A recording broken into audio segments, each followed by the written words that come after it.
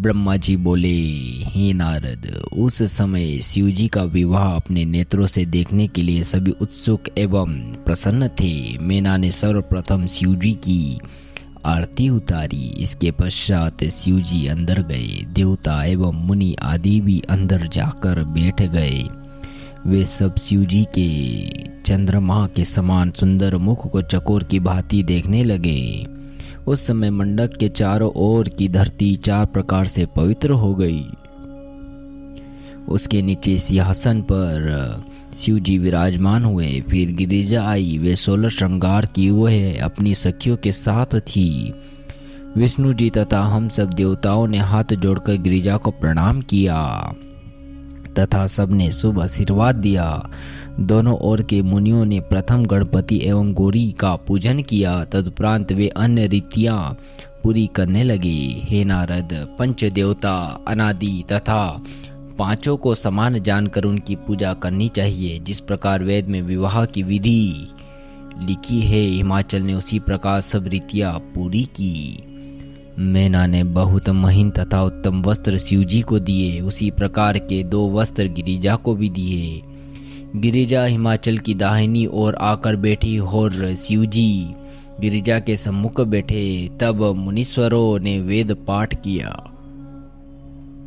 मैना भी कन्यादान के समय आई। पुरोहित दूसरे पक्ष का गोत्र नाम पूछने लगे तथा अपने कुल का बताने लगे। हिमाचल ने गर्ग, विष्णु जी तथा मुझसे कहा कि अब आप लोग कन्यादान करा दीजिए, परंतु हम लोग शिव जी का गोत्रोच्चारण न कर सके, इसलिए विवश होकर चुप हो रहे। तब हिमाचल ने शिव जी से कहा कि आप अपना गोत्र एवं कुल स्वयं वर्णन कीजिए, क्योंकि बिना इसके कन्यादान नहीं हो सकता। शिव जी ने लीला करके अपने मुख से कुछ न कहा। वे चुप हो गए। यह देखकर सब लोग आश्चर्य करने लगे। उस समय सबको बहुत दुख भी हुआ। सबकी आशा टूट गई। हिमाचल का यह वचन एवं हट किसी को भी न भला लगा। सब परस्पर एक दूसरे की ओर देखने लगे, परंतु शिव जी की लीला को कोई नहीं जान सका। गिरिजा अपने पति के मुख को देखकर सबसे अधिक चिंतित हुई और गिरी शिव जी का ध्यान करने लगी। शिव जी ने गिरिजा की चिंता को जानकर नारद पर अपनी इच्छा प्रकट की। तब तुम तुरंत हंसकर अपनी वीणा बजाने लगे। हिमाचल मन में अत्यंत प्रसन्न हुए। सब लोगों ने तुमसे कहा कि यह समय वीणा बजाने का नहीं है। नारद, यह सुनकर तुमने उत्तर दिया, हे राजन, तुमने जो शिव जी का गोत्र एवं कुल पूछा है, सो हमने शिव जी के संकेत के अनुसार उत्तर दिया है। अर्थात शिव जी का कुल एवं गोत्र नाद है। शिव जी का शरीर नाद रूपी है तथा शिव जी नाद पूर्ण है। शिव जी का कुल एवं गोत्र जो ब्रह्मा, विष्णु तथा हम सब में से कोई नहीं जानता। कौन मनुष्य बता सकता है? तुम तो मूर्खों जैसी बातें कर रहे हो। शिव सशरीर, शरीर रहित, निष्कुल, सकुल, अगोत्र तथा सगोत्र सब कुछ है। अब कुछ समय बीता जाता है, इसके लिए तुम कन्या दान कर दो। तब हिमाचल ने उसी समय कुश एवं जल लेकर कन्यादान कर दिया तथा गिरिजा का हाथ शिव जी के हाथ में पकड़ा दिया। इससे हिमाचल की तीनों लोकों में कीर्ति हुई। शिव जी ने गिरिजा का हाथ पकड़ा, सोई विवाह पद्धति लोक में प्रसिद्ध हो गई। शिव महापुराण तृतीय खंड का 98वां अध्याय। ब्रह्मा जी बोले, हे नारद, उस समय सब आनंदित हुए। दास दासी आदि को भरपूर परितोषिक दिया गया। तदुपरांत पुरोहित गिरिजा को शिव के वाम भाग में बिठाकर हवन करने लगे। उत्तम रीति से भावरे पढ़ने लगे, जिनको देखकर सबको आनंद प्राप्त हुआ। तब शिव जी ने ऐसा चरित्र किया कि भावरे पढ़ते समय गिरिजा का एक अंगूठा कपड़े से हट जाने से मुझे दिखाई दी गया। मैंने भावी के वश होकर उसको काम की दृष्टि से देखा। यद्यपि मैंने अपने को बहुत संभाला, परंतु मेरा वीर्य धरती पर गिर पड़ा। उससे असंख्य बटुक एवं जटाधारी तेजस्वी उत्पन्न हुए।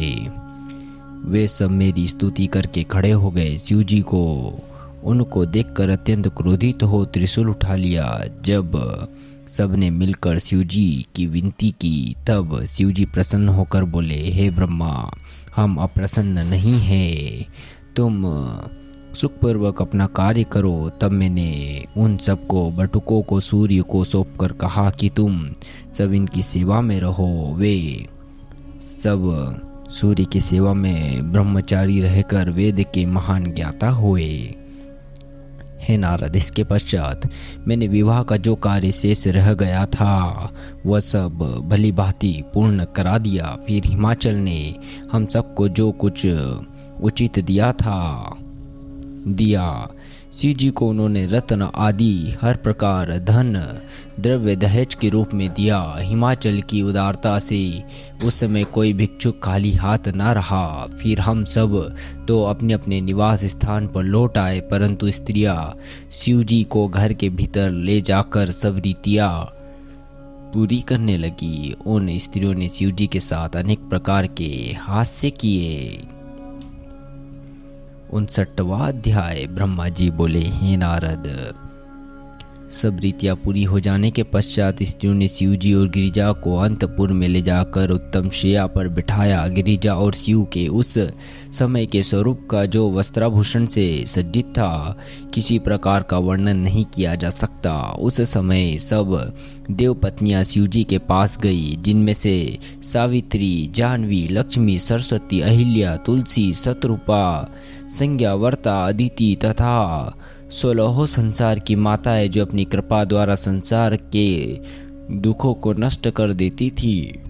सर्वप्रथम सरस्वती बोली, हे देवादिदेव, तुमने प्राणों के समान पत्नी पाई, अब अपनी प्यारी के मुख को तो देखो। लक्ष्मी ने कहा, हे देवताओं के देवता, अब समस्त लज्जा त्याग कर अपनी प्यारी को हृदय से लगा लो। फिर सावित्री बोली, हे देव, तुम स्वयं भोजन करके अपनी प्यारी को भोजन कराओ और उन्हें पान खिलाओ। तुलसी बोली, हे शिव, तुमने तो स्त्री को छोड़कर कामदेव को भस्म कर दिया था, संसार से त्यागी एवं काम रहित बन गए थे, फिर अरुंधति को तुमने क्यों सिखाकर भेजा? स्वाहा ने कहा, हे गिरिजापति, स्त्री के वचन सुनकर लज्जित मत होना। यदि यह कोई ठिठाई से लाड़ प्यार की बातें कहे तो उसका बुरा मत मानना, क्योंकि संसार की यही रीति है। इसके पश्चात शंखा ने सबसे कहा कि अब गिरिजा को शिव के साथ वहां भेज दो, जहां सुंदर मंदिर पुष्पों से सज्जित हो तथा रत्न दीप जलते हो। ब्रह्मा जी बोले, हे नारद,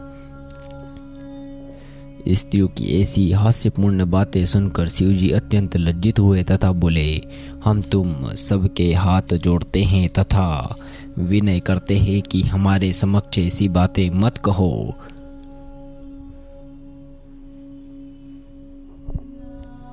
सब स्त्रियां शिवजी के यह वचन सुनकर लज्जित हो तथा चित्र लिखित सी चुप होकर रह गई। उस समय शिवजी को प्रसन्न देखकर रति बोली, हे शिवजी, आपने तो अपनी स्त्री को ग्रहण कर प्रसन्नता प्राप्त की, परंतु मेरे पति को व्यर्थ ही जला दिया। अब मैं यह आशा लेकर आपसे विनय करती हूँ कि आप मेरे पति को जीवित कर दीजिए।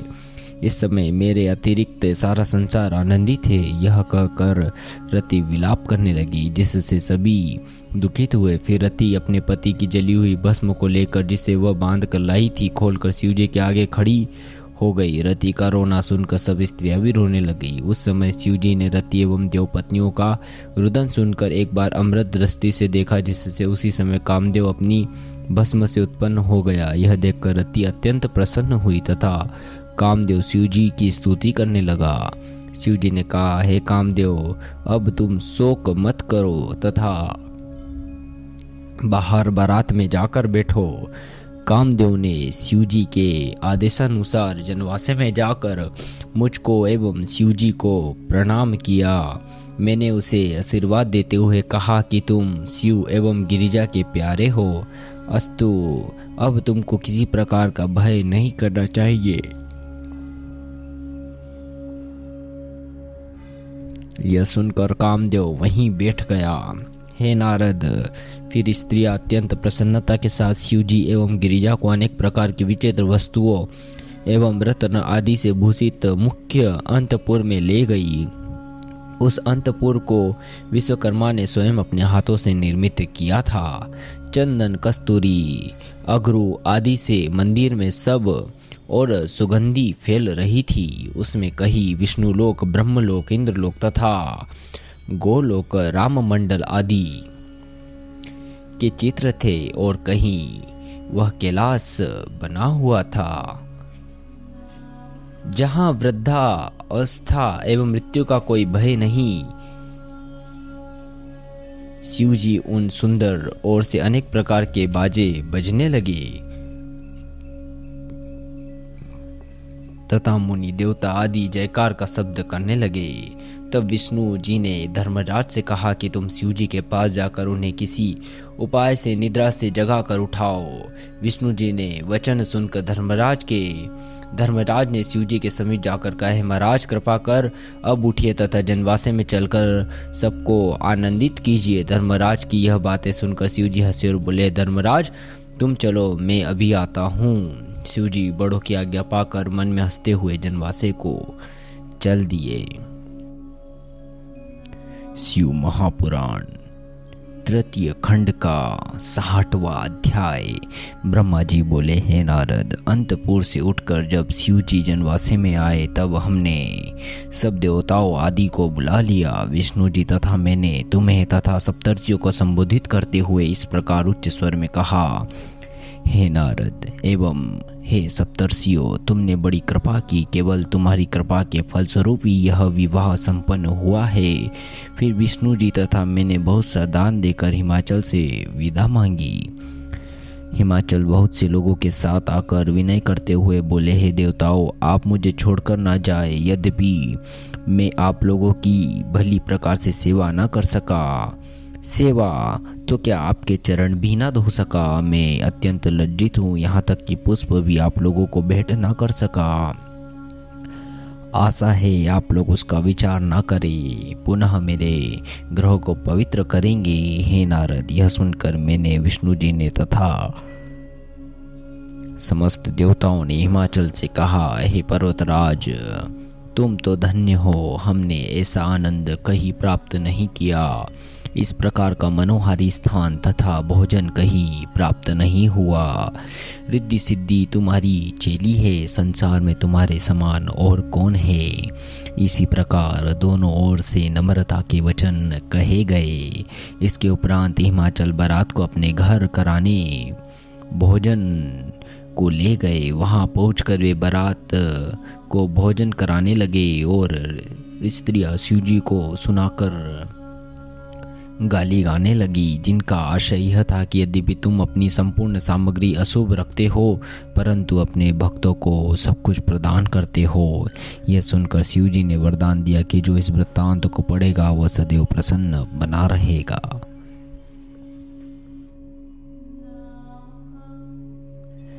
61वां अध्याय। ब्रह्मा जी बोले, हे नारद, इस प्रकार हिमाचल ने 3 दिन तक आग्रह एवं विनती करके बारात को नहीं जाने दिया। चौथे दिन मैंने स्वयं पश्चिम मुख से शिव गिरिजा को बैठाकर होम कराया तथा जो रीतियां शेष रह गई थी उस सब को पूर्ण कराया। तत्पश्चात अभिषेक किया, सब ने शुभाशीर्वाद दिया। फिर सब बाराती को भोजन कराया।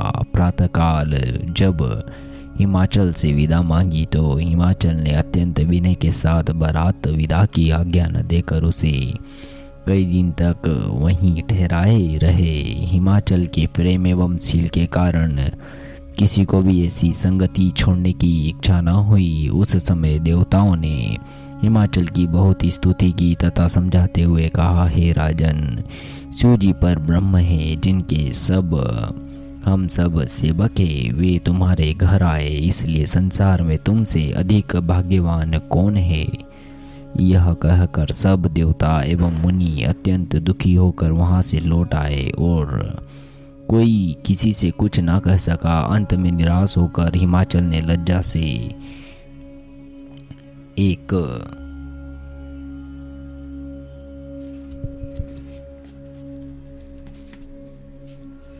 सभा कर सबको यह सूचना दी कि शिव जी अब विदा होने वाले हैं। हिमाचल के मुख से ऐसे वचन सुनकर सब लोग अचेत तथा मूर्छित हो गए, परंतु फिर हिमाचल ने गुरु के आज्ञा अनुसार सब प्रकार की सामग्री उपस्थित कर बारात को घर के भीतर बुला लिया। हे नारद, जब बारात के सब लोग आ गए तब मैंने शिव एवं गिरिजा को मध्य में बिठा लिया। फिर गौरी गणपति की पूजा कराकर सब करने योग्य काम पूरे करा लिए। हिमाचल ने दहेज में पकवान, फल आदि, घोड़े, रथ, दास दासी, गो आदि इतने दिए जो असंख्य थे। इसके उपरांत हिमाचल ने कहा, मुझे पूर्ण आशा है कि जो अपराध मुझसे हुआ हो उसे आप लोग क्षमा करेंगे। हिमाचल के ऐसे वचन सुनकर सब देवता बोल उठे, हिमाचल तुम मुक्त हो गए, क्योंकि शिव जी ने तुम पर दया की है। तुमने गिरिजा का विवाह शिव जी के साथ कर दिया, यह हम पर बड़ी कृपा हुई है। 62वां अध्याय। ब्रह्मा जी बोले, हे नारद, इस प्रकार हिमाचल तथा मैना सहित समस्त परिवार बारंबार शिव जी की स्तुति करने लगा।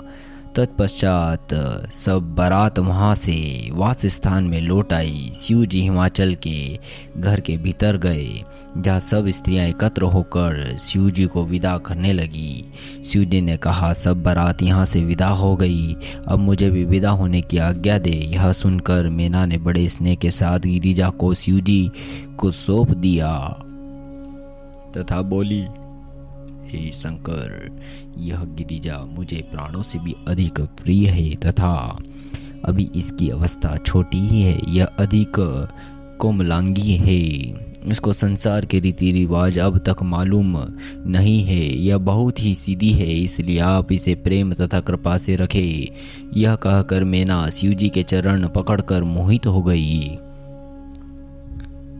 हे नारद, यह सुनकर शिव जी बोले, तुम और हिमाचल धन्य हो, जिनके संसार में सब लोग स्तुति करते हैं। तुम कुल एवं परिवार सहित मुक्ति प्राप्त करोगे। हमें भक्तजन वैर, भय, प्रीति, भक्ति एवं संबंध आदि द्वारा अनेक प्रकार के पाते हैं। यह कहकर शिव जी मैना से विदा होकर हिमाचल के पास आए तथा हाथ जोड़कर खड़े होकर विदा मांगी। उस समय हिमाचल अत्यंत प्रेम एवं भक्ति से आंसू बहाते हुए बोले, हे प्रभु, आप मेरे समस्त अपराधों को क्षमा करें तथा मुझे अपना सेवक समझकर सब दुख दूर करते रहे। यह कहकर हिमाचल ने शिव जी को विदा किया। तब बारात बड़ी धूमधाम से चली। उस समय सब प्रकार के बाजे बजने लगे। 63वां अध्याय। ब्रह्मा जी बोले, हे नारद, इस प्रकार शिव जी वहाँ से विदा होकर नगर के बाहर ठहरे। उधर मुनियों ने हिमाचल से कहा कि अब गिरिजा को भी विदा कीजिए। अब यह समाचार भीतर मैना के पास भेजा गया तो मैना मुस्कुराकर प्रेम सागर में डूब गई। नगर भर की स्त्रियों को बुलाया गया। वे सब वस्त्राभूषण से सुसज्जित होकर गिरिजा को विदा करने के लिए आई। ब्राह्मण स्त्रियों ने गिरिजा को प्रतिव्रत धर्म की शिक्षा देते हुए कहा, हे गिरिजे, अपने पति की सेवा लोक में अत्यंत आनंद प्रदान करने वाली है। तुम रात दिन पति की सेवा में ही लगी रहना। स्त्री के लिए इसके समान कोई दूसरा तप नहीं। संसार में 4 वस्तुएं अत्यंत सुख देने वाली है। पहला प्रियतम, दूसरा धर्म, तीसरी स्त्री तथा चौथा संतोष।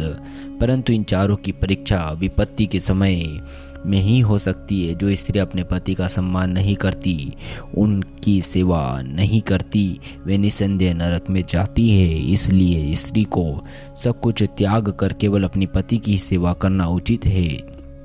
वेदों में 4 प्रकार की स्त्रियां बताई गई है। पहली उत्तम, वह है जो स्वप्न में भी दूसरे पुरुष का मन में विचार न लावे। दूसरी मध्यम, जो अन्य पुरुष को पुत्र, पिता व भाई के समान समझे। तीसरी निष्कृष्ट, जो अपने धर्म का विचार करके पर पुरुष की संगति से बची रहे। और चौथी अति अधम, जो अपने पति व कुल के भय से दूसरी की संगति से बच जावे। समय से ना डरना फिर भी चौथी प्रकार की स्थिति में ही गिना जाएगा। पतिव्रता स्त्रियों की सभी प्रतिष्ठिता करते हैं। हे नारद, ब्राह्मण स्त्रियां गिरिजा को इस प्रकार समझाती हुई फिर बोली कि स्त्री से चाहे अनेक पाप हुए हो, परंतु वह केवल अपने प्रतिबद्ध धर्म से ही परम पद प्राप्त करती है। हे गिरिजा, शिव जी जितनी स्त्रियों पर कृपा करते हैं उतनी और किसी पर नहीं। जो स्त्री अपने पति का विरोध करती हुए निसंदेह नरकीय है। उनकी पहचान यही है कि वे दूसरा जन्म धारण कर या तो युवावस्था में ही वैधव्य को प्राप्त होती या पति सहित अनेक प्रकार के दुखों को भोगती है। प्रतिव्रता स्त्रियों की वेद में भी बड़ाई करते हैं। स्त्री को उचित है कि प्रथम अपने पति को भोजन कराकर स्वयं पीछे खावे एवं प्रथम अपने पति को सुलाने के पश्चात स्वयं सोवे। पति जो आज्ञा दे उसको बिना किसी हठ से पूरा करे। बुरी स्त्रियों से प्रेम तथा संगति ना रखे। अपने मुख से कभी भी पति की निंदा के शब्द ना निकाले। एकांतवास ना करे। जहाँ अपने पति की प्रसन्नता तथा इच्छा देखे वहाँ स्वयं भी अधिक प्रीति बढ़ावे तथा अपने पति को किसी समय भी ना छोड़े। विपत्ति के समय भी एक समान ही दिखे। ऐसे नियम से चले जिससे पति को अधिक परिश्रम ना करना पड़े। जो स्त्री अपने पति की इच्छा के बिना व्रत आदि करती है वह अपने पति की आयु को कम करती है तथा स्वयं नरक में जाती है। स्त्री को यही उचित है कि वह पति से ऊंचे स्थान पर न बैठे और न पति के सम्मुख किसी पर स्त्री से बात करे। झूठ एवं दुर्वचन मुख से न निकले। सदैव लड़ाई झगड़ों से दूर रहे। यदि किसी समय उसका पति मारपीट करे तो स्त्री को क्रोध न करना चाहिए और न ही भागना चाहिए। भगवान बोले, हे नारद, ब्राह्मण स्त्रियां गिरिजा को पुनः समझाते हुए बोली, हे गिरिजा, देखो, अत्रि ब्राह्मण की अत्रि स्त्री अनुसुईया ने इस धर्म से कितना आनंद प्राप्त किया तथा वराह मुनि को अपने तेज से जलाकर दूसरे एक ब्राह्मण को जीवित किया। प्रतिव्रत धर्म की एक कथा मुनि इस प्रकार कहते हैं कि एक तपस्वी तप करते थे। एक बगुली ने उनके सिर पर विष्ठा कर दी। तब तपस्वी ने उस दृष्टि उठाकर उसकी ओर देखा तो उस समय बगुली जलकर भस्म हो गई। यह देखकर तपस्वी ने अनुमान लगाया कि हमारा तप अब पूर्ण हो गया। इसी विचार से वे तप छोड़कर चलते फिरते एक पतिव्रता स्त्री के द्वार पर आए। उस स्त्री ने तपस्वी की बड़ी सेवा की तथा द्वार पर तपस्वी को ठहराकर स्वयं घर पर दान के लिए वस्त्र लेने गई। संयोगवश उसके पति ने घर में उससे किसी काम के लिए कहा। वह उसी कार्य में लग गई तथा तपस्वी की बात भूल गई। जब वह पति की सेवा कर चुकी तब वह दान लेकर द्वार पर आई। उसको देख तपस्वी ने क्रोधित हो श्राप देने की इच्छा की। उस समय उस स्त्री ने तपस्वी को क्रोधित देखकर कहा, हे तपस्वी, मुझको किसी प्रकार का भय नहीं है, तुम इतना क्रोध क्यों करते हो? क्या मैं बगुली हूँ? इतना सुनकर तपस्वी का अहंकार नष्ट हो गया।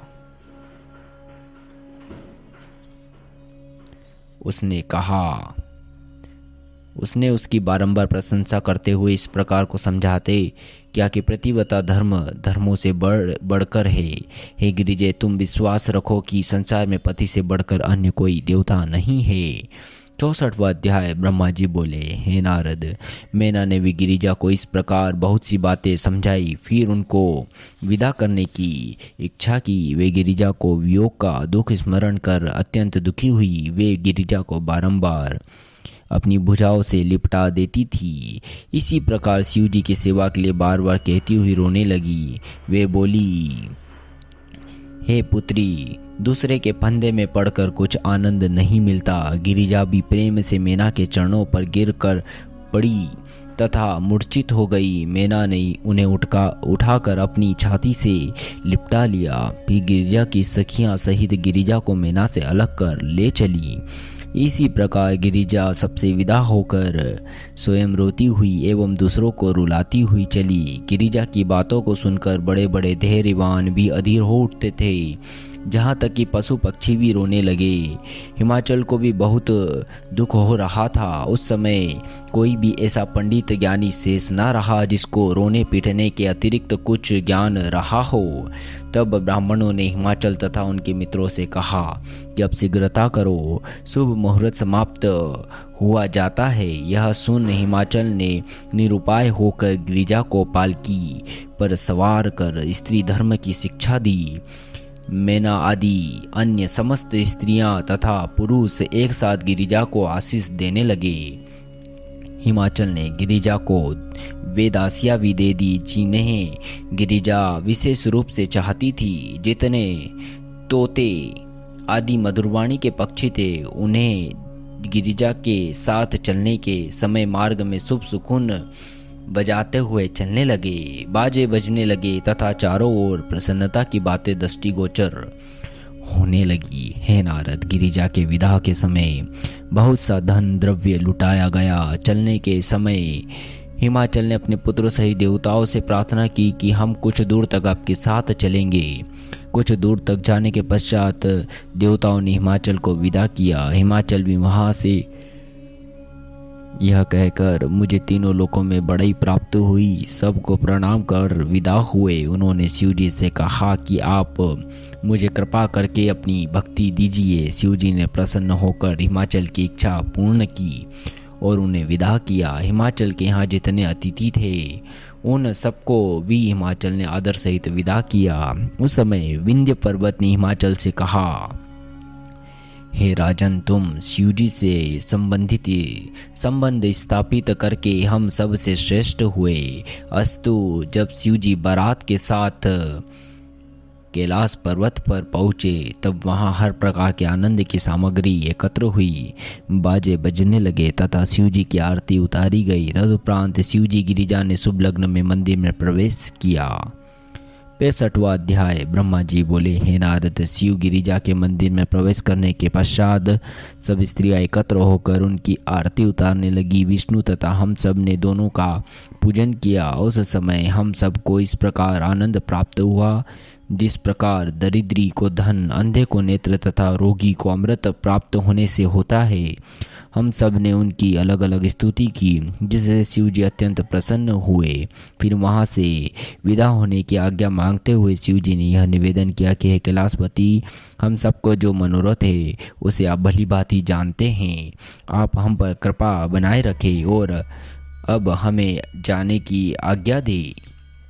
हे नारद, इसके उपरांत क्रमशः वहाँ से सब लोग विदा हुए। शिव जी ने विष्णु तथा मुझसे कहा, मुझे तुमसे अधिक प्रिय कोई नहीं। तुम्हारे कहने से ही मैंने गिरिजा से विवाह किया था। अब तुम अपने लोक को लौट जाओ, तुम्हारे सब कार्य पूर्ण हो जाएंगे। तारक दैत्य शीघ्र ही यमलोक में जाएगा। यह कहकर शिव जी हंसे और चुप हो गए।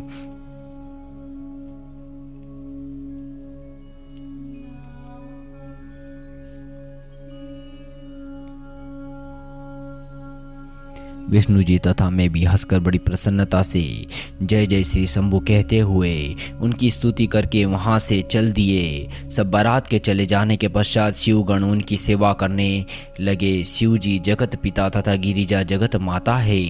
हम उनके श्रृंगार का किस प्रकार वर्णन करें। संसार में शिव जी के समान और कौन सहायक है। उन्होंने परब्रह्म होकर भी संसार का दुख दूर करने के लिए विवाह किया, जिससे उनकी वह लीला कह सुनकर संसारी जीव मोक्ष प्राप्त करे।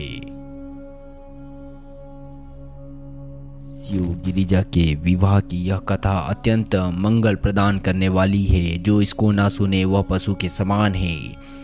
इस संसार में शिव जी के यश गान के अतिरिक्त मुक्ति प्राप्त करने की कोई सरल युक्ति नहीं है। यद्यपि उनका यश अपार है, परंतु जितना सुना जा सके भलाई के लिए उतना ही बहुत है। जो इस कथा को प्रेम पूर्वक सुनेगा तथा दूसरों को सुनावेगा वह शिव जी के समान हो जाएगा तथा आनंद प्राप्त करेगा। जो कम से कम इस कथा का पाठ करेगा वह भी धन्य होगा। चारों वर्ण के जो लोग इस कथा का पाठ करेंगे उनके सब रोग दूर होंगे, सब कष्टों से छुटकारा मिलेगा तथा अंत में मुक्ति प्राप्त करेंगे। इति श्री शिव पुराणे श्री शिव विलासे तीर्थखंडे ब्रह्म नारद संवादे भाषायां शिव गिरिजा विवाह वणेन नाम तृतीयो खंड समाप्तः। ओम नमः शिवाय। चतुर्थ खंड का पहला अध्याय कल से शुरू होगा। ओम नमः शिवाय।